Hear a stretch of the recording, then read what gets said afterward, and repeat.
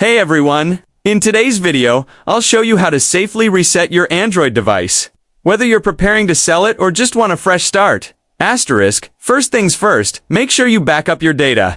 Google One is a great option for backing up your apps, photos, messages, contacts, and more to the cloud. For extra security, you might want to encrypt your device before wiping it. To do that, head to Settings, look for the Security section, and enable encryption. Your phone will need to be fully charged or plugged in, and you won't be able to use it during the process. Once encrypted, it's time to reset.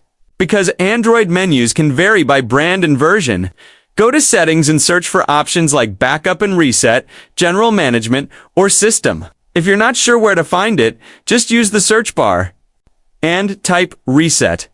Look for Factory Data Reset or Erase All Data and review what information will be deleted. When you're ready, tap Reset, enter your password, confirm the action, and finally choose Erase Everything or Delete All.